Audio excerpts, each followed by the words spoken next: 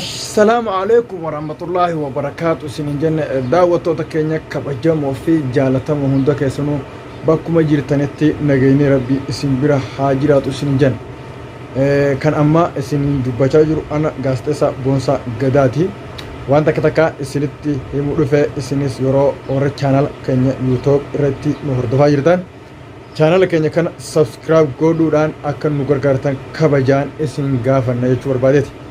Kanumanu guyyaa irraa guyyaa jimmataati baga guyyaa jimmataa guyyaa gaarii guyyaa milkii kana ittiin isin ga'een isin ijaa kan guyyaa gammachuu guyyaa milkii guyyaa badhaadhina rabbi isiniif haa godhu isin ijaa akkasumas waan takka kan irraa dubbachuu dhufeetu jira waa'ee ijoollee Suudi Arabiyaa keessa hidhaa jiranirraa akkuma beekamu leencoo baatiidhaa eegaa ambaasaadara Suudi Arabiyaa ta'e booda yaanni adda addaa ka'aati jira jechuudha. Namoota ijoollee keenya Suudi Arabiyaa kan hidhaa jiran namni gartee akka ijoolleen tun hin galle namni godhaa jiru leencoo baatii akka ta'e odeeffannaan takka kan bahaachuu jirtu himtu ni jirti jechuu barbaadeeti. Kanumaanuu leencoo baatiidhaa namoota afaan Oromoo hin beekne manidhaa keessa deemee nama afaan Amaaraa dubbachuu hin dandeenye hunda isaanii akka hin barreessine jechuudhaan uummata achi waa barreessutti kan himaa jiru ta'us odeeffannaan takka kan achi dhuftuun himte jiru. Namni ijoollee Suudi Arabiyaa akka isaan hin galle namni godhaa jiru akka leencoo baatii ta'e ammaan tana ragaa guutuudhaan irra gahamee jira. Kanumaan osoo jiru Suudi Arabiyaan Suudaanii fi Masrii akka deeggartus akka Itoophiyaa hin deeggarre sadaqaa Itoophiyaa kan nuuf jirtullee akka irraa murteessu Suudi Arabiyaan akeeka kennitee jirti. Biyyoonni galoo Arabaa biyyoonni 5 jechuudha. Biyyoonni 5 Suudaanii fi Masrii akka deeggaran ammas ifa godhaatu jira.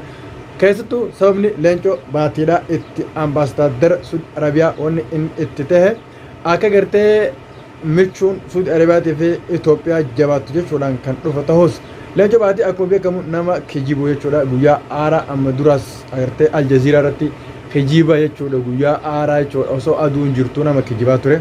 Ammas kijibni isaa uummata Arabaa kana biratti waan hin daleeneef akka namni kijibni isaa waa dalagu tokkotti ifku godhee kan dhufe ta'us sanumaanuu biyyoonni Arabaa 5 Ummaan Suudi Arabiyaa fi Kuweet Bahareen Qatar akka Itoophiyaa hin deeggarre kan himanis barreessaa jiranii ammas himaatu jiran jechuudha. Kanumaanuu namoota keenya Suudi Arabiyaa keessa hidhaa jiru akka hin galle kan godhaa jiru ammoo leencoo baatii akka taates leencoo baatii eega ambaasaadara ta'e booda hidhaatti amma jechuudha. Namni galaa jiru namoota haga muraasa malee namni guutuun hidhaa keessatti rakkachaa jira.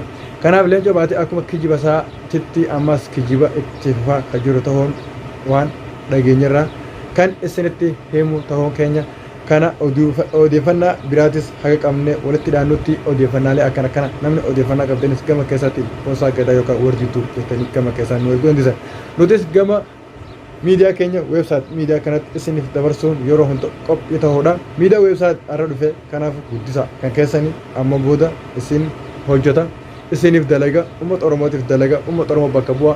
Kanaafuu akka jajjabeessitan kabajaan isin gaafanna jechuu barbaadeetti isa jajjabeessu chaanaala kana subscribe godhuudhaan gama booda gara feesbuukaattis waan dabru jechaaf achiinis feesbuuka sanis follow akka gootanii nu hordoftan. Odeeffannoolee biraatis osuma jirtu biyya Turkii keessatti Turkiidhaanis akka gartee meeshaa ammayyaa nu kennatu jechuudhaan qondaaltonni Itoophiyaalee gurguddoon gamasitti argamaa turanii.